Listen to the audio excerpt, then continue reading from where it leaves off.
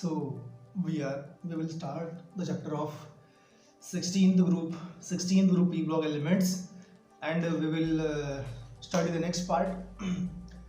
बच्चों आज हम पढ़ने वाले हैं P block elements का 16th ग्रुप, जिसमें आपको पढ़ने होंगे 6 एलिमेंट्स, जैसे जिनके नाम होंगे ऑक्सीजन, सल्फर, सेलेनियम, टेलरियम और पोलोनियम। मतलब शॉर्ट फॉर्म अगर उनका देखा जाए तो वो होता है उस, स, से, टे, पो। Oxygen, sulphur, selenium, tellurium, polonium. तो ये जो और एक उसमें एलिमेंट और भी होता है UUH, that is called as unhexium, which is a synthetic element जिसको जस्ट डिस्कवर किया गया है और उसके बारे में ज़्यादा प्रॉपर्टीज पता नहीं है, बट वो भी एक एलिमेंट है इस ग्रुप में, लेकिन उसके बारे में हम पढ़ना नहीं है because that element is synthetic, it is radioactive and there is no use studying them. First 5 elements are going to be very useful, very important. As you can see, the content of video is very first thing we will see the location of all these element. ये element कहाँ पे present है, कहाँ पे locate करते हैं, and we will study about the electronic configuration of these elements. Electrons का arrangement कैसे होता है. These elements are generally you can say classified as the element having electronic configuration of ns2np4. So how we will see how these elements get electron filled. कौन से element में d electrons field है या कौन से में 4f completely field है. सो उस तरीके से मैं एक्सप्लेन करूंगा आप लोग को. Let's start. ओके बच्चों, तो अब समझते हैं कि इसमें क्या होता है. These elements are commonly called as oxygen family. Oxygen family के नाम से इनको कई बार जानते हैं. These elements are except polonium and unhexium. These elements are ore forming element. ये आपको ओर के अंदर प्रेजेंट मिलते हैं. जो भी मिनरल्स हम जमीन से एक्सट्रैक्ट करते हैं उसके अंदर आपको ये एलिमेंट्स प्रेजेंट मिलेंगे. So that's why this elements are also called as chalcogens. Chalcogens उस चीज़ को बोलते हैं जो ओर्स के साथ बाहर निकलता है. When we extract something from the earth crust and we get the compounds, those elements are called as chalcogens. एक तो वो हो गया. इस एलिमेंट की जो लास्ट वाली शेल जो होती है उसमें 6 इलेक्ट्रॉन रहते हैं. सो देयरफॉर इसका जो प्लेसिंग जो है वो 6th A ग्रुप में होता है. 6th A ग्रुप में इसको हम प्लेस करते हैं.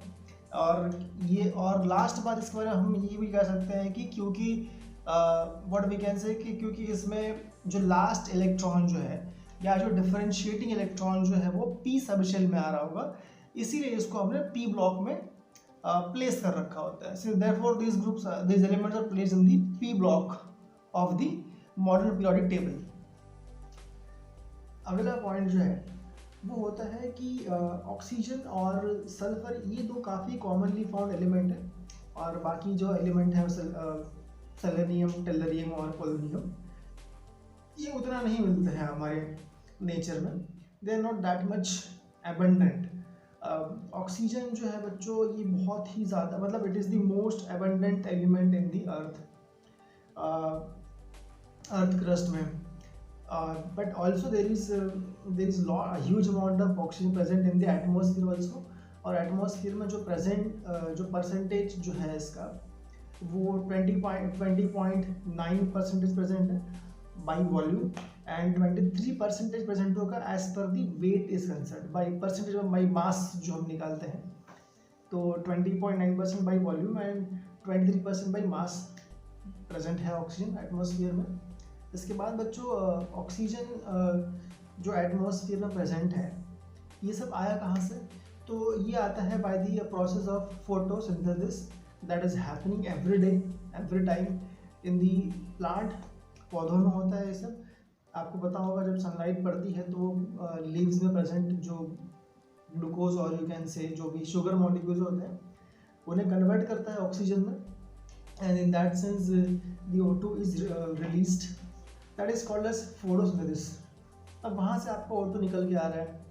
इसके अलावा एक और जगह होती है जहाँ पर ऑक्सीजन प्रेजेंट होता है, और वो होता है हमारे एटमॉस्फेयर का अपर लेवल। अपर लेवल में जिसको हम बोलते हैं ओजोन लेयर बोलते हैं कई बार।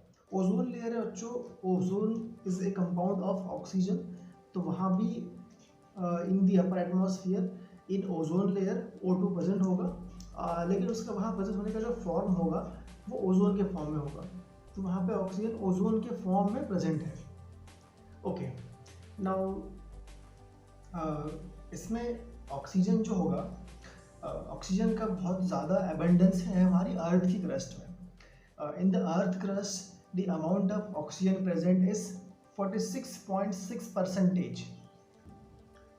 और सल्फर के बारे में अगर हम लोग बात करें तो सल्फर भी काफ़ी एबंडेंट है, and it is one of the like top 20 में से एबंडेंट एलिमेंट में से है। आई थिंक 16th एलिमेंट है ये। तो 16th most abundant element is sulphur, और इसका परसेंटेज जो है वो 0.034% ये मिलता है अर्थ के क्रस्ट में। बच्चों खास बात ऐसी होती है कि जैसे ऑक्सीजन जो है वो कंबाइंड और फ्री स्टेट दोनों में प्रेजेंट होता है इन दी अर्थ, लेकिन सल्फर जो है वो कभी भी आपको फ्री स्टेट में नहीं मिलेगा। सल्फर आपको नॉर्मली कंबाइंड स्टेट के अंदर ही प्रेजेंट मिलेगा। तो इस तरीके से सल्फर को हम we got sulphur in that type. इन सब एलिमेंट में से एक एलिमेंट ऐसा भी है जो रेडियो एक्टिव है। सबसे जो ग्रुप के एंड में एलिमेंट आता है polonium. Polonium is not a normal element in room condition, it is a radioactive element. ये रेडिएशन इमिट करेगा, alpha rays, beta rays, gamma rays, सारी रेज को इमिट करता है, and it is a radioactive element. Okay, और इन सारे elements को हमने ग्रुप में प्रॉपर अरेंज कर रखा था बिकॉज इनकी प्रॉपर्टीज़ जो है वो ग्रेजुअली वैरी करती हैं या फिर ऑलमोस्ट सिमिलर होती हैं, इसीलिए इन सबको हमने एक ग्रुप में अरेंज कर रखा था। The next topic is electronic configuration of group 16 elements. It is very important topic guys, I tell you that. But क्या होता है ना कि बच्चे इसको इग्नोर कर देते हैं कि मतलब भाई इसमें इलेक्ट्रॉन से लिखने हैं, क्या होता है इससे, ऐसा मत करो। इट्स वेरी इंपॉर्टेंट बिकॉज यहाँ पे आपको, अच्छा मैं आपको फ्लैश कर दूंगा फोटोज़ का इलेक्ट्रॉनिक कॉन्फ़िगरेशन का। यहाँ पे आपने एक बात चेक करनी है कि जब आप एक किसी भी पी ब्लॉक के एलिमेंट से, मतलब किसी भी ग्रुप का होगा, 16, 15, 17 किसी ग्रुप का होगा, अगर उस एलिमेंट का जो कॉन्फ़िगरेशन जो है और in terms of noble gas जब लिखा होता है, तो वहाँ पे आपने कौन सी इलेक्ट्रॉन्स को जो है नोबल गैस के ब्रैकेट के बाहर शो करना है। दैट्स वेरी इंपॉर्टेंट बिकॉज कई बार क्या होता है कि बच्चे समझ नहीं पाते हैं इस चीज़ को कि 5D और 4D कहाँ पर बाहर निकालना है, कहाँ पर 4F को बाहर निकालना है, कौन सा नोबल गैस को किस तरीके से लेना है। तो क्या होता है ना कि मान लो अगर आपके पास में आपके 4th पीरियड में एक 16th ग्रुप का एलिमेंट है और आपको इसका कॉन्फ़िगरेशन शो करना है in terms of the noble gas, तो जो 3rd पीरियड का लास्ट जो नोबल गैस होगा उसके बाद आपको ये शो करना होगा, ना कि आपको जो 4th वाला है उसका शो करना है। तो आपको 3rd वाले नोबल गैस के बाद में इलेक्ट्रॉन्स शो करने हैं जो इसमें एकोमोडेट हुए हैं, and in that way the sequence goes. ठीक है, तो आपको इस पार्ट को इग्नोर नहीं करना है। एटलीस्ट एक बार आप लोग इलेक्ट्रॉनिक कॉन्फ़िगरेशन जो है लिख कर देखिए, that will always help you, हमेशा आपको बाद में काम में आएगा। प्लीज़ इसको इग्नोर मत कीजिए, and learn the formula, learn the atomic number of all this 5 elements. ये पाँचों के आप 6 के भी जान सकते हैं, बट 5 के तो आपने जानना ही चाहिए। ऑक्सीजन का 8 है, and then next goes on. तो डिफरेंस पहले 8 का था, बाद में 18 का हो गया, बाद में 18 का हो गया, बाद में 32 का हो गया। तो ये डिफरेंस आपको याद रखना है, and in that sense you can write the electronic configuration and the atomic number, and there are some questions also asked on this. ठीक, कई बार पूछते हैं कि इसमें एक एलिमेंट के अंदर हमें लास्ट शेल में इतनी लास्ट शेल में 6 इलेक्ट्रॉन्स हैं और वो 4th पीरियड में लाई करता है, तो कौन सा एलिमेंट है। इस तरीके से आपको इलेक्ट्रॉनिक कॉन्फ़िगरेशन भी याद करना होगा, कुछ जगह काम में आता है एग्जाम में। ओके, जब आप चैप्टर में आगे जाओगे तो आपको कुछ प्रॉपर्टीज़ में चेंज देखने मिलेगा ऑक्सीजन की सल्फर से, और सल्फर की फिर उसके आगे वाले एलिमेंट से। तो ये जो प्रॉपर्टीज़ में चेंज होता है, ये प्रॉपर्टीज़ का चेंज अगर आपको समझना होगा तो आपको एक बात बहुत ध्यान से समझनी पड़ेगी कि in the oxygen the penalty made shell जो होती है, पेनल्टी मेड शेल का मतलब क्या होता है जान लो पहले। पेनल्टी मेड शेल उस शेल को बोलते हैं जो सबसे बाहर वाली शेल के जस्ट अंदर की शेल होती है। मान लो अगर बाहर की शेल जो है वो 5th शेल है तो 4th शेल को हम बोलेंगे पेनल्टी मेड शेल। और मान लो कई बार अगर बोला है कि एंटी पेनल्टी मेड शेल तो उसकी और एक शेल पहले। Penalty made shell is second last shell, anti penalty made shell is third last shell. So that way it goes on. Properties की बात हम लोग कर रहे थे, तो प्रॉपर्टीज़ जो अलग अलग होती हैं इन एलिमेंट्स की, ऑक्सीजन जो है वो मतलब प्रॉपर्टीज़ में कई बार अलग प्रॉपर्टी शो करता है। विद सल्फर, सल्फर कई बार बहुत ही अलग शो करता है प्रॉपर्टी जो उसके बाकी एलिमेंट जो बाद में उसके आने वाले हैं उनसे। तो इसके पीछे रीज़न क्या होता है कि the penalty made shell of oxygen, oxygen में जो एक शेल पहले होती है, जो लास्ट के पहले की शेल जो होती है उसमें 2 इलेक्ट्रॉन्स होते हैं, only 2 electrons in the penalty made shell. In this sulphur you have 8 electrons, 8 electrons होंगे आपके पेनल्टी मेड शेल में। In the other elements you have 18 electrons, 18 electrons होंगे। और जिस कारण से क्या होता है कि उनकी, आपको बाद में टॉपिक आएगा कि इनर वाली जो शेल होगी अगर उसमें इलेक्ट्रॉन्स कंप्लीटली फिल्ड है तो वहाँ पर एक स्क्रीनिंग इफेक्ट बीच में आता है जिस कारण से ये प्रॉपर्टीज वहाँ मैच कर जाती है। तो इस प्रॉपर्टी को आपने याद रखना है कि मतलब the number of electrons in the penalty made shell is different for all the elements. बच्चों नेक्स्ट टॉपिक जो है वो है फिजिकल स्टेट का। Physical state of all this elements is very important to know. जैसे पहला एलिमेंट जो होगा इसमें ऑक्सीजन, उसको छोड़ के बाकी सब एलिमेंट जो है वो गैस नहीं होते हैं, ओनली ऑक्सीजन जो है वो सिर्फ गैस होता है, बाकी सारे एलिमेंट जो है वो सॉलिड्स होते हैं। और second thing you should know that कि सिर्फ ऑक्सीजन जो है वो 2 एटम का मॉलिक्यूल के फॉर्म में एग्जिस्ट करता है, that is which means that only oxygen is the one element from the whole 16 group element which is diatomic and the other elements are normally present in the case of the normally जो है वो atoms की ring के form में exist करते हैं। जिसमें ये सल्फर भी हो गया, सेलेनियम भी हो गया और टेलरियम भी हो गया, तो exist in the staggered 8 ring structure. इसमें एक बात और बहुत ज़रूरी है बच्चों की, सल्फर जो है, sulphur has the highest capacity और highest tendency to form 8 ring structure, और बाकी सारे जो हैं वो they normally go in the like उनमें कैपेसिटी जो है वो कम होते रहेगी जैसे आप ग्रुप में डाउन द ग्रुप जाओगे वैसे।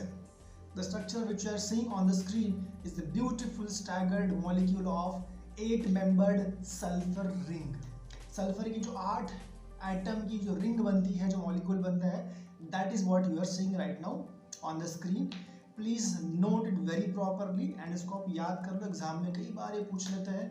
और जो स्ट्रक्चर दिया होता है उसको आपको उसको देख के पहचानना होता है कि कौन सा आइटम है जो इस रिंग के कई बार क्राउन बोलते हैं इसको, है ना, क्राउन के फॉर्म में एग्जिस्ट करता है। सो क्राउन रिंग स्ट्रक्चर जो बोलते हैं इसको, ओके, नोट कर लो। Now guys, this is very important to understand for you guys कि why oxygen exists in the diatomic form and the sulfur exists in the 8 atom structure। ऐसा क्यों होता है कि दोनों अलग अलग फॉर्म में एग्जिस्ट करते हैं? तो बच्चों इसका आपको जानना है रीज़न इस तरीके से कि ऑक्सीजन जो होता है वो बहुत ज़्यादा it has tendency to form p pi interaction, so it can form multiple bonds with other oxygen atom on account of small size. उसका साइज बहुत छोटा होता है और इसीलिए वो ज़्यादा बॉन्ड फॉर्म कर सकता है पी पाई वाले। इसको अगर मैं आसान भाषा में बोलूँ तो देखो बच्चों, इन केमिस्ट्री एवरीथिंग, अगर कोई चीज़ अगर बन रही है, अगर मान लो कि एक कंपाउंड है AB और एक कंपाउंड है AC, दो में से कौन सा बनना चाहेगा? मान लो अगर मिक्सचर में ABC प्रेजेंट है और AB बन सकता है और AC बन सकता है, बट इन दोनों में से कौन सा बनेगा ये डिपेंड करता है कि कौन सा वाला स्टेबल होगा। तो क्योंकि जो 2 एटम वाला मॉलिक्यूल जो होता है ऑक्सीजन का, कि O double bond O, that molecule has more tendency, more stability. It is difficult to break that bond of oxygen double bond. And similarly जब आप S डबल बॉन्ड की बात करोगे तो वो बॉन्ड कमजोर होता है S सिंगल बॉन्ड S से। इन सिंपल वर्ड, अगर आप मान लो कि आपने ऑक्सीजन लिया, इस O का इस दूसरे O से बॉन्ड है और तीनों का आपस में बॉन्ड फॉर्म हो चुका है, तो ये बॉन्ड की स्ट्रेंथ जो है बच्चों कम होती है as compare to the S bond. तो ये सीरीज इसीलिए क्या होता है कि therefore the molecule of oxygen exist in only single 2 atom molecule, मतलब एक मॉलिक्यूल रहेगा, इसमें 2 एटम रहेंगे ऑक्सीजन के और उनके बीच में डबल बॉन्ड रहेगा। But sulphur has tendency to form the long series, वो 8 एटम की सीरीज मतलब एक चेन फॉर्म करता है और उसके बाद वो मॉलिक्यूल एक रिंग स्ट्रक्चर फॉर्म करके अपने आप को स्टेबल कर लेता है। That is the reason the S8 molecule is stable and O2 molecule is stable, and therefore at room temperature oxygen जो है वो एज ए O2 एग्जिस्ट करेगा और सल्फर जो है वो as a S8 molecule exist करेगा। इसके पीछे ये रीजन था, समझ में आ गया आप लोग को? कोशिश क्यों बनती है? बिकॉज वो स्टेबल होती है।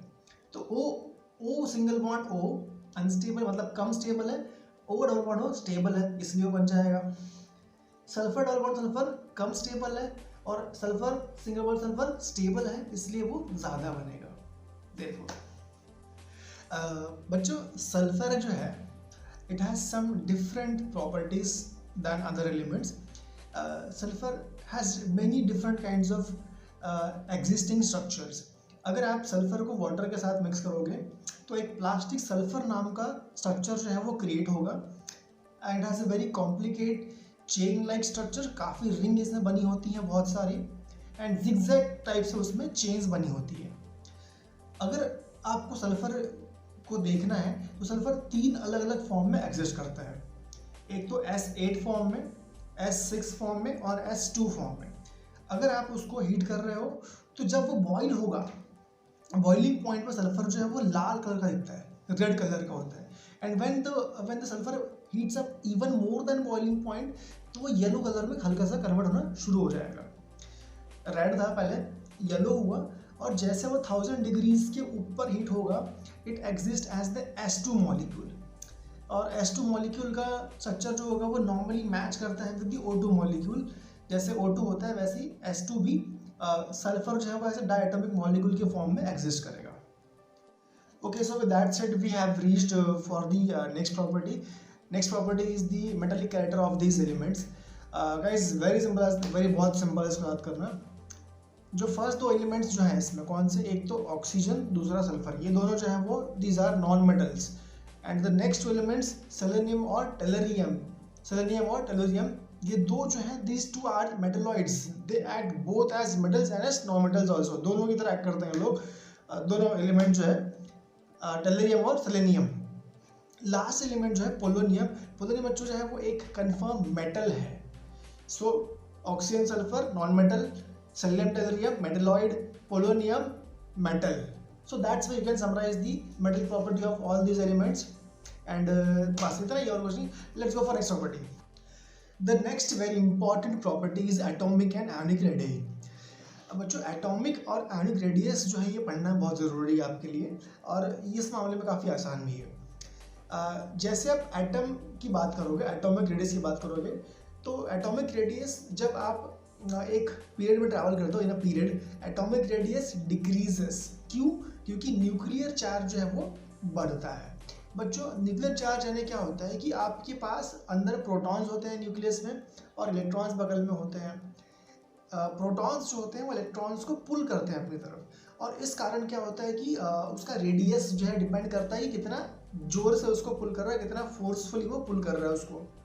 अब क्योंकि in a period when you grow from left to right in a period the protons का नंबर बढ़ रहा है और साथ में इलेक्ट्रॉन्स बढ़ रहे होंगे तो ऑब्वियस ही बात है because it is a charge force, तो जितना चार्ज बढ़ा होगा उतना there is more force applied because force is proportional to the product of the charges. तो चार्ज बढ़ रहा है तो देयरफॉर फोर्स बढ़ रहा है। अब क्योंकि जोर से खींच रहा है प्रोटॉन तो इलेक्ट्रॉन और नज़दीक आ जाएगा, देयरफॉर दी एटॉमिक साइज जो है वो पीरियड में क्या होगा, डिक्रीज होगा। मतलब उसके पहले वाले के पास में प्रोटॉन्स और इलेक्ट्रॉन्स कम थे तो उनके नीचे फोर्स कम था, तो वो दूर दूर थे, साइज उनका बड़ा था। अब यहाँ प्रोटॉन्स बढ़ चुके हैं। सो ये पूरी कहानी का मतलब ऐसा है कि जो ग्रुप 15 के जो एलिमेंट होंगे, नाइट्रोजन, फॉस्फोरस, उन सारे एलिमेंट से इनका रेडियस छोटा होगा। क्यों? क्योंकि यहाँ पे न्यूक्लियर चार्ज बढ़ रहा है इसलिए। ओके, अब न्यूक्लियर चार्ज कैसे बढ़ता है? तो न्यूक्लियर चार्ज जब ग्रुप में आप आओगे, तो oxygen, sulphur, selenium, tellurium, polonium जैसे ग्रुप में आप डाउन जाओगे, टॉप टू डाउन, तो एटॉमिक साइज जो है बड़ा होगा। क्यों? क्योंकि जो बाहर की शेल जो है बच्चों, अगर एक कदम आगे चला जाऊँ मैं तो डिस्टेंस तो बढ़ना ही होगा इसलिए। सो क्योंकि नंबर ऑफ शेल्स ऊपर कम थी और नीचे नंबर ऑफ शेल्स बढ़ रही हैं, therefore atomic size increases when you go from top to down in a group. तो ये रूल ग्रुप 16 के एलिमेंट्स के लिए भी फॉलो होता है। So the atomic size of elements, atomic size goes on increasing on the same scale. बच्चों next concept जो होती है वो है आयोनिक रेडियस। आयोनिक साइज कैसा होता है, बढ़ता है, कम होता है? बच्चों आयन की बात करते हैं तो ग्रुप 16 के जो एलिमेंट हैं वो आयन फॉर्म करते हैं O2-, S2-। तो क्योंकि अब वहाँ पे उस मॉलिक्यूल, उस एटम के अंदर में इलेक्ट्रॉन बढ़ रहे हैं, इलेक्ट्रॉन बढ़ने से क्या रिपल्शन बढ़ जाएगा उनका, तो एटॉमिक साइज बढ़ जाता है। नॉर्मल एटम जो होगा उससे बड़ा साइज जो है उसके O2- का होगा। ऑक्सीजन लिया आपने, उसका एटम जो है बच्चों नॉर्मली क्या होता है ना कि जब भी ऐसी बात की जाती है कि एटॉमिक रेडियस निकालना है, सो हमेशा कोवेलेंट रेडियस निकालते हैं। तो जब आपके पास O2 के 2 मॉलिक्यूल्स थे तो उनका आप डिस्टेंस निकालोगे और उसको हाफ कर दोगे, तो उस तरीके से आप एक ऑक्सीजन के एटम का रेडियस निकालते हो। सो एटॉमिक रेडियस यानी क्या होता है, कोवेलेंट रेडियस। तो एक एटम का कोवेलेंट रेडियस जो होगा वो उसके आयोनिक रेडियस से कम होगा। आयोनिक का रेडियस ज़्यादा होगा उसका। O2 के बारे में बात कर रहा हूँ मैं, ग्रुप 16 एलिमेंट्स की बात कर रहा हूँ मैं। तो यहाँ पे आयोनिक रेडियस बड़ा होगा as compare to atomic radius. और ये भी रेडियस जो है ये एकदम सेम ट्रेंड फॉलो करेगा। जब आप डाउन द ग्रुप जाओगे इन ए ग्रुप तो आयोनिक रेडियस भी क्या होगा, बढ़ जाता है। देयरफॉर अगर शॉर्ट में समराइज करें तो एटॉमिक रेडियस ग्रुप में बढ़ेगा, आयोनिक रेडियस भी ग्रुप में बढ़ेगा। सीक्वेंस सेम होगा, ऑक्सीजन स्मॉलेस्ट, उससे बड़ा सल्फर का, उससे बड़ा सेलेनियम का, टेलरियम का उससे बड़ा, पोलोनियम का सबसे हाईएस्ट, सबसे बड़ा। आयोनिक रेडियस का सेम ट्रेंड फॉलो होगा। आपको वैल्यूज मैंने दिखा रखी हैं इसमें, you can check from there, check कर लो वहाँ से।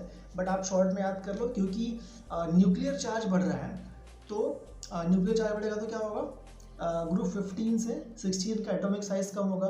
15 यानी कि नाइट्रोजन, फॉस्फोरस से साइज कम होगा, ऑक्सीजन, सल्फर का, ठीक है। बट अगर आप जब ग्रुप में नीचे जाओगे तो क्योंकि नंबर ऑफ शेल्स बढ़ रही हैं, नंबर ऑफ एटॉमिक शेल्स बढ़ रही हैं, इसलिए एटॉमिक साइज जो है वो बड़ा होगा in the down the group. बस इतना ही। Let's go guys, next concept is called as ionisation enthalpy. The meaning of ionisation enthalpy is the energy required to remove the electron. To remove the electron, अगर आप उसको, अगर last वाली shell से electrons को बाहर निकाल रहे हो, दैट, और इसमें कोई एनर्जी आपको रिक्वायर्ड रहेगा। एनर्जी रिक्वायर्ड होती है हमेशा इलेक्ट्रॉन्स को बाहर निकालने के लिए। तो जब भी आप इलेक्ट्रॉन्स को बाहर निकालते हो और उस टाइम जो एनर्जी बाहर निकलती है, जो आपको रिक्वायर्ड लगती है energy, that energy is called as ionisation enthalpy. Energy बोलते हैं, enthalpy, both are same things, ठीक है। बच्चों इसमें बहुत इंटरेस्टिंग बात ये होती है कि जैसे आप 16 ग्रुप में हो, ऑक्सीजन है, सल्फर है, सेलेनियम है, टेलरियम, पोलोनियम, ये सारे एलिमेंट्स हैं यहाँ पे। The ionisation enthalpy of these elements decreases. मतलब जो एलिमेंट ऊपर है ग्रुप में उसको बहुत एनर्जी लग रही है इलेक्ट्रॉन्स को बाहर निकालने, वो बहुत नेगेटिव है, because it is the top 2 elements oxygen, sulphur are very electronegative element, and that's why they required somewhat high energy to remove the electron from the last shell. But as you go down the group in the 16th or any group, अगर आप किसी भी group में अगर आप जाओगे down में, क्योंकि हम यहाँ पे 16 ग्रुप पढ़ रहे हैं, जब 16 ग्रुप की बात करते हैं, तो 16 ग्रुप के अंदर जब आप टॉप से डाउन जाओगे तो वहाँ पर आयोनाइजेशन एंथैल्पी जो है वो डिक्रीज होगी। The energy required goes on decreasing as you go down the group, ठीक है। रीज़न क्या था इसका, क्योंकि नेगेटिविटी जो है कम हो जाती है and even what you can से द इलेक्ट्रोपॉजिटिविटी जो है वो इंक्रीज करेगी जब आप डाउन जाओगे ग्रुप के अंदर में, ठीक है।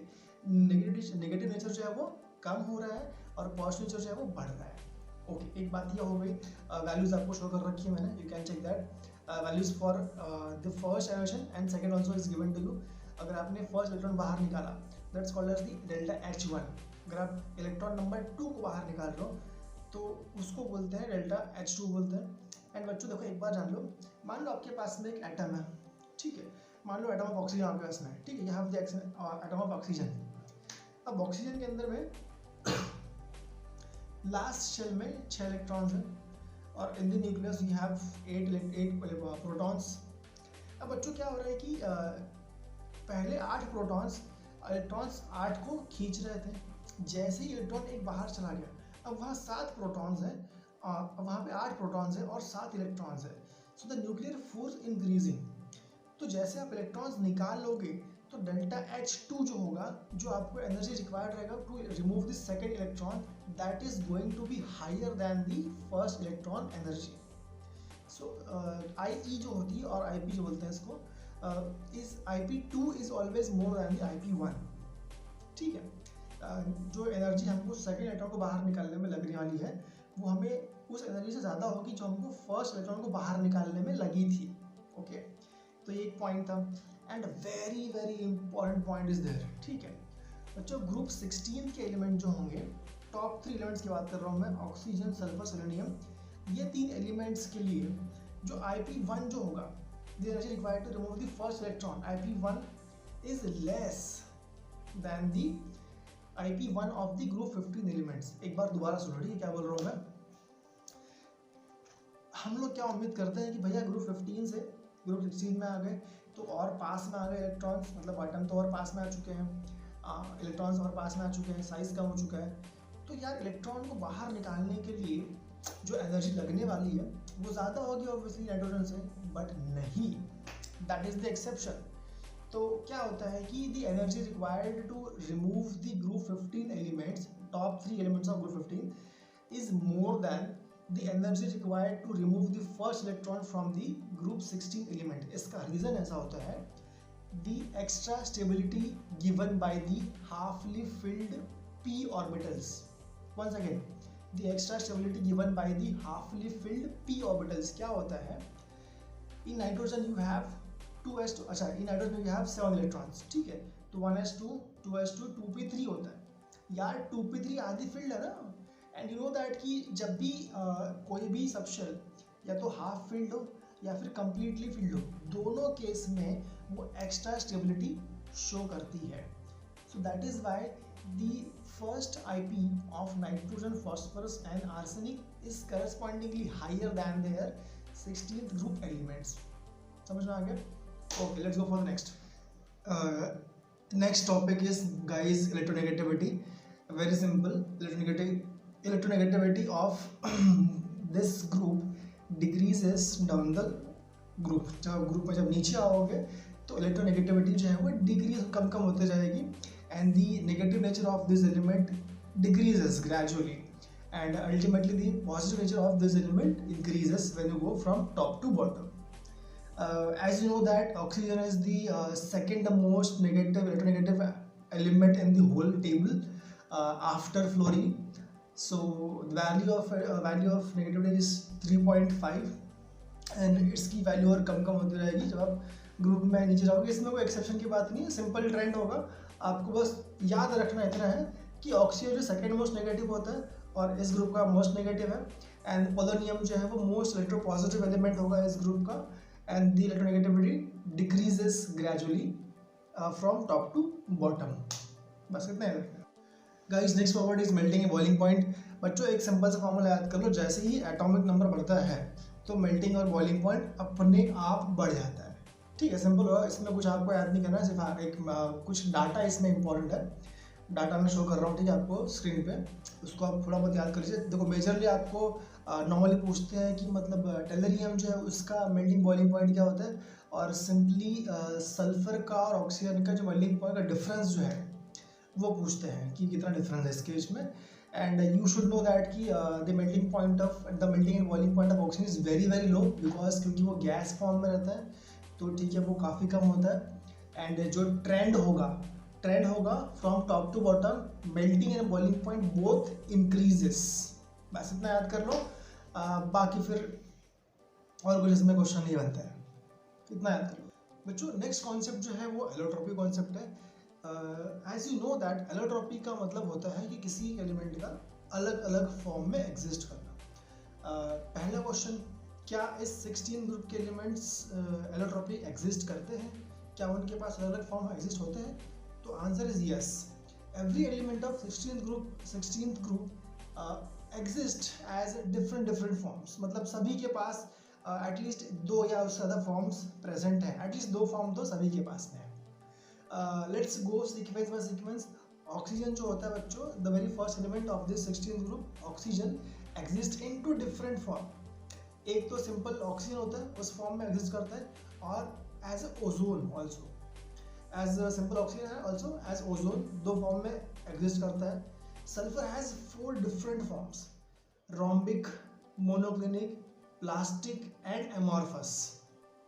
एक तो रोम्बिक हो सकता है सल्फर, या तो वो मोनोक्लिनिक होगा, या फिर शायद से प्लास्टिक होगा, या फिर एमॉर्फस सल्फर भी होता है, ठीक है। Then third was selenium, it has 2 different form. एक तो रेड फॉर्म होता है, ठीक है। देखो सेलेनियम जो है 2 फॉर्म में करता है एग्जिस्ट, एक फॉर्म उसका मेटालिक है, एक उसका नॉन मेटालिक है। मेटालिक फॉर्म जो होता है वो ग्रे कलर का होता है, मेटालिक फॉर्म जो होता है वो ग्रे कलर का होता है, और the allotropic form which is non metallic that exist in red colour form. अगर लाल कलर का है तो वो नॉन मेटल होगा, अगर ग्रे रंग का है तो वो मेटालिक होगा, ठीक है। टेलरियम जो होता है उसके पास 2 फॉर्म होते हैं, एक एमॉर्फस और एक क्रिस्टलाइन, ठीक है। एक तो मतलब पाउडर फॉर्म में रहेगा और एक क्रिस्टल्स के फॉर्म में एग्जिस्ट करेगा, because these 2 are metalloids. Selenium और टेलरियम जो है ये दोनों मेटलॉइड्स के फॉर्म में एग्जिस्ट करते हैं, सो दे हैव डिफरेंट प्रॉपर्टीज, ठीक है। दोनों के पास कुछ नेचर मेटालिक का भी होता है और कुछ नेचर जो है वो नॉन मेटालिक का भी होता है। लास्ट एलिमेंट जो है पोलोनियम, पोलोनियम के पास 2 एलोट्रॉप होते हैं, एक होता है अल्फा वाला, एक होता है beta polonium. One is alpha polonium and second is beta polonium, and ये दोनों फॉर्म जो है this both are metallic form में एग्जिस्ट करते हैं, ठीक है। समझ में आ गया? एक बार रिवाइज कर लो। ऑक्सीजन के पास 2 है, नॉर्मल और ओजोन। सल्फर के पास 4 है, मोनोक्लिनिक, रोम्बिक, प्लास्टिक और एमॉर्फस। सेलेनियम के पास में 2 हैं, एक रेड और एक ग्रे। टेलरियम के पास में 2 हैं, एक क्रिस्टलाइन और एक एमॉर्फस। पोलोनियम के पास में 2 हैं, एक अल्फा और एक बीटा, ठीक है। याद कर लो, सिंपल याद का फैक्ट आपको सिर्फ याद करना है, इसमें कोई समझने की बात नहीं होती है। सिर्फ ये याद कर लो कि जब in case of selenium we have red form, it is non-metallic, grey form, it is metallic। इस पे क्वेश्चन पूछा है एक बार एग्जाम में, तो आप वो याद कर लीजिए, बाकी एवरीथिंग इज सिंपल। बच्चों नेक्स्ट प्रॉपर्टी जो है that property is called as catenation. Catenation का मतलब ये होता है कि किसी भी एलिमेंट का एक लंबी चेन के फॉर्म में एग्जिस्ट करने की कैपेसिटी। अगर कोई एलिमेंट, अगर कई सारे आइटम, मान लो कि आपके पास में एक एक्स एलिमेंट, ठीक है, मान लो आपने एक एक्स एलिमेंट लिया, अब वो एक्स जो है वो दूसरे एक्स से बॉन्ड फॉर्म कर रहा है, फिर वो तीसरे से बॉन्ड फॉर्म कर रहा है, चौथा से फॉर्म कर रहा है, तो ऐसे 4-5 एक्स अगर साथ में लगे हुए हैं और एक लंबी चेन फॉर्म कर सकते हैं, तो हम उसको बोलते हैं कि भैया काफ़ी अच्छा कैटनेटिंग एजेंट है, ठीक है। अब ये कैटनेशन की प्रॉपर्टी जो होती है, यानी कि एक लंबी चेन फॉर्म करने की प्रॉपर्टी जो होती है, ये ग्रुप 16th एलिमेंट में नज़र आती है। अच्छा, तो ये प्रॉपर्टी जो ज़्यादा मिलती है वो ऑक्सीजन और सल्फर में बहुत अच्छी खासी मिल जाती है। किसमें? इन ऑक्सीजन एंड सल्फर दोनों में मिलती है। ये प्रॉपर्टी थोड़ी बहुत अच्छी क्वालिटी की जो है वो सल्फर के अंदर देखने मिलती है। इतना अच्छा ऑक्सीजन में नहीं होता है, but sulphur has very nice catenation power. काफ़ी लंबी चेन फॉर्म करने में सल्फर सक्सेसफुल है। अच्छा, इसका मतलब क्या हुआ? तो फॉर एग्जांपल, जैसे कि अभी हमने एग्जांपल दिया कि एक तो ऑक्सीजन और सल्फर दोनों कर सकते हैं, तो HOOH पेरोक्साइड जो होता है HOOH, अब इसमें 2 ऑक्सीजन के नीचे बॉन्ड होता है, तो it can form the chain of oxygen oxygen bond. You can say then sulphanes form कर सकता है, ठीक है। और ये क्या, अच्छा देन सल्फर के एग्जांपल बहुत सारे मिल जाएंगे आपको, जहाँ पर 3 सल्फर साथ में बहुत चेन फॉर्म कर रखे हैं, 4 सल्फर साथ में चेन फॉर्म कर रखे हैं, और बहुत सारे सल्फर के कंपाउंड मिल जाएंगे जो लगातार 4-5 मतलब कई सारे एटम्स को एक के बाद एक चेन में फॉर्म करता जाएगा, और this compound are called as catenated compounds, ठीक है। मेजर एग्जांपल्स जो हैं इसमें मतलब सल्फर जो है इसके बहुत कंपाउंड मिलते हैं, उसको नॉर्मली हम बोलते हैं पॉलीसल्फाइड्स, ठीक है। तो अब इसमें क्या होता है कि वी हैव 3 कैटेगरीज, एक होता है पॉलीसल्फाइड्स, एक होते हैं सल्फेन्स, ठीक है, और एक होते हैं पॉलीसल्फोनिक एसिड, ठीक है। तो ये कंपाउंड जो है इन सब में काफ़ी अच्छी कैटेनेशन प्रॉपर्टी ऑब्जर्व हुई है सल्फर की।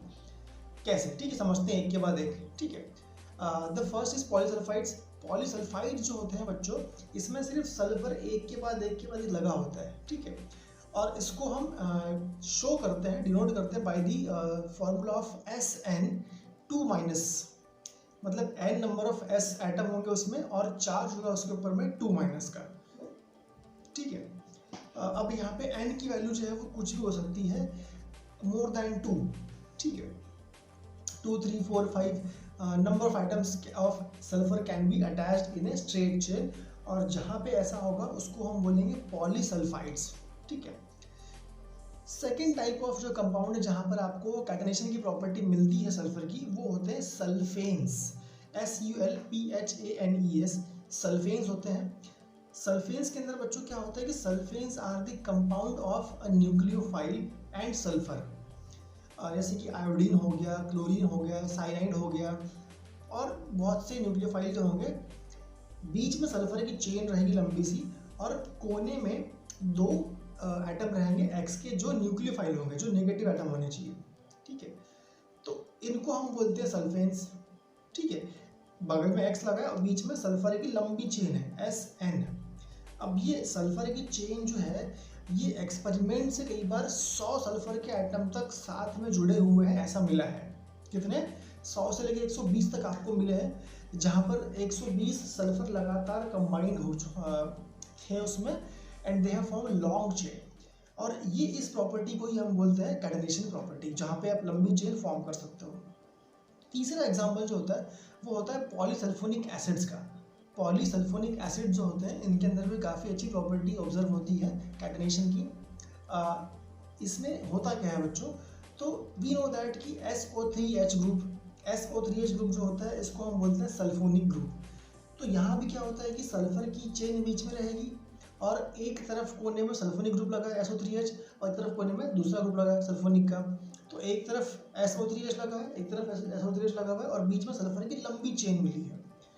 तो ये भी आपको 20 सल्फर के एटम्स तक आपको केमिकली लैब में ऑब्जर्व हुए हैं, and this polysulphonic acid are also called as thionic acids. इनका एक और नाम होता है और उसको हम बोलते हैं थायोनिक एसिड्स। समझ में आ गया। तो कैटेनेशन प्रॉपर्टी जो है ये सल्फर में और ऑक्सीजन में मिलती है, शो होती है। इस प्रॉपर्टी का मतलब क्या होता है कि भैया एक एलिमेंट का एटम जो है वो कई सारे अपने जैसे एटम को कंबाइन करके एक लॉन्ग चेन फॉर्म कर सकता है, ठीक है। ये प्रॉपर्टी सल्फर में बहुत अच्छी खासी मिल जाती है, और 3 category of compound sulphur form करता है, एक तो पॉलीसल्फाइड्स, एक सल्फेन्स, और एक थायोनिक एसिड्स और पॉलीसल्फोनिक एसिड्स। 3 फॉर्म करता है, ये आपको याद रखना है। इसके अलावा और कोई क्वेश्चन नहीं पूछेगा, इसी में से घुमा के क्वेश्चन पूछते हैं कि कितने कैटेगरीज ऑफ सल्फर कंपाउंड्स होंगे सल्फर के जो ये प्रॉपर्टी शो करते हैं, ठीक है। तो इसको याद कर लो। Let's go for next property. Next property is guys oxidation state of the elements, ठीक है। अब ग्रुप 16 के एलिमेंट जो होते हैं बच्चों, they normally show the oxidation state of -2, ठीक है, शो करते हैं। बट इसमें कुछ एलिमेंट जो होंगे जो प्लस वाली ऑक्सीडेशन स्टेट भी शो करेंगे, जैसे कि मतलब बाकी एलिमेंट्स सिवाय ऑक्सीजन के। ऑक्सीजन जो है वो हमेशा -2 की साइड में रहेगा और नेगेटिव साइड में रहेगा। सिर्फ एक जगह पे ऑक्सीजन जो है वो प्लस साइड में रहेगा, जहाँ पर उसका बॉन्ड फ्लोरीन से बनेगा। There is only one possible case where oxygen form positive oxidation state when it forms the bond with fluorine, ठीक। अदरवाइज हर जगह वो नेगेटिव इलेक्ट्रॉन को एक्सेप्ट ही कर रहा हूँ, बिकॉज क्योंकि हर जगह क्योंकि नेगेटिव आइटम है तो इलेक्ट्रॉन्स को एक्सेप्ट ही करेगा। ओके, अब यहाँ पे खास बात ये होती है कि सिवाय ऑक्सीजन के सारे एलिमेंट जो ग्रुप 16 के होंगे they can be tetravalent, hexavalent also. अब इसका और ऑक्सीजन जो है वो it can not be more than divalent. Divalent से ऊपर बॉन्ड कभी ऑक्सीजन फॉर्म नहीं करता। इसका रीज़न क्या होता है? तो बहुत सिंपल इसका रीज़न है कि ऑक्सीजन के पास में डी ऑर्बिटल्स नहीं होती हैं और बाकी सारे एलिमेंट में डी ऑर्बिटल होती है, प्रेजेंट करती है। अब यहाँ पे देखते हैं कि ट्रेंड कैसा होता है। जो अब क्योंकि सारे एलिमेंट के, अब सारे ग्रुप 16 के एलिमेंट जो हैं उनका लास्ट शेल में कॉन्फ़िगरेशन होता है NS2 NP4, ठीक है। NS में 2 इलेक्ट्रॉन, NP4 में 4 इलेक्ट्रॉन। सो ये 3 डिफरेंट टाइप की स्टेट एग्जिस्ट कर सकते हैं, एक तो +2, +4 और +6। कुछ एलिमेंट जो है वो +2 भी शो कर सकते हैं, +4 भी करते हैं और +6 तीनों कर सकते हैं। इसका रीज़न क्या होता है? अभी देखा आपने कि उसमें डी सबशेल जो है वो प्रेजेंट रहती है। बस इतनी बातें हैं इसमें। ओके दोस्तों, तो हम लोग आज के लास्ट टॉपिक तक पहुंच गए हैं। दोस्तों नेक्स्ट टॉपिक जो है वो है मल्टीपल बॉन्डिंग। कई सारे बॉन्ड फॉर्म करने की कैपेसिटी जो होती है इसको बोलते हैं मल्टीपल बॉन्डिंग। वैसे क्या होता है कि इसमें 2 टाइप की बॉन्डिंग मेजरली पढ़नी पड़ती है। एक पढ़ना होता है हमें पी पाई बॉन्डिंग और एक पढ़ना होता है हमें पी पाई डी पाई बॉन्डिंग। पहली बात, ठीक है, आपको समझ में नहीं आएगा ये कॉन्सेप्ट अगर आपको पता ना हो कि what is sigma bond and what is pi bond, ठीक है। सिग्मा बॉन्ड क्या होता है कि कोई भी 2 ऑर्बिटल्स के बीच में इंटर न्यूक्लियर एक्सिस के ऊपर होने वाला overlap. Sigma bond pi bond theory कहाँ से आती है? तो ये थ्योरी आती है वैलेंस बॉन्ड थ्योरी से आती है। वो थ्योरी क्या बोलती है कि सिग्मा बॉन्ड जो है वो इंटर न्यूक्लियर एक्सिस के ऊपर ओवरलैप होगा, उससे बॉन्ड बनेगा। पाई बॉन्ड कैसे बनेगा? जब लैटरल ओवरलैप होगा तब बनेगा। अब क्या होता है कि इन केस ऑफ 16 ग्रुप में एलिमेंट जो होंगे, ठीक है, सिंपल 2 एलिमेंट्स की बात करते हैं, ऑक्सीजन सल्फर। ऑक्सीजन के पास में डी ऑर्बिटल नहीं है, सल्फर के पास में डी ऑर्बिटल है।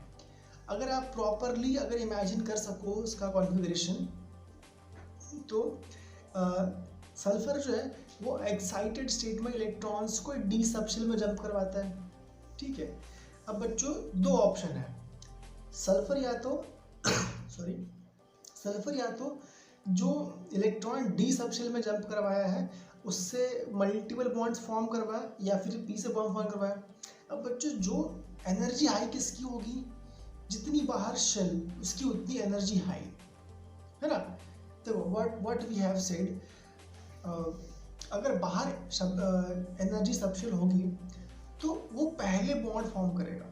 सो इसीलिए क्या होता है कि सल्फर वाले जो आइटम, मतलब सल्फर के बाद वाले जो भी आइटम होंगे ऑक्सीजन के बाद, ऑक्सीजन छोड़ दो, सल्फर, सेलेनियम, टेलरियम, पोलोनियम जो होंगे, ये चारों आइटम जो होंगे ये पी पाई डी पाई बॉन्ड फॉर्म कर सकते हैं। They can form p pi D pi bond. अब इसमें क्या होता है कि ओवरलैप जो है उसमें से एक डी में होगा और एक पी में होगा। पाई बॉन्ड कैसे फॉर्म होगा कि भाई कोई इलेक्ट्रॉन दे रहा है, अब एक सबशेल पी वाली एक सबशेल डी वाली सबशेल है, दोनों बॉन्ड फॉर्म कर लिए, ओवरलैप कर लिए, बॉन्ड फॉर्म हो गया।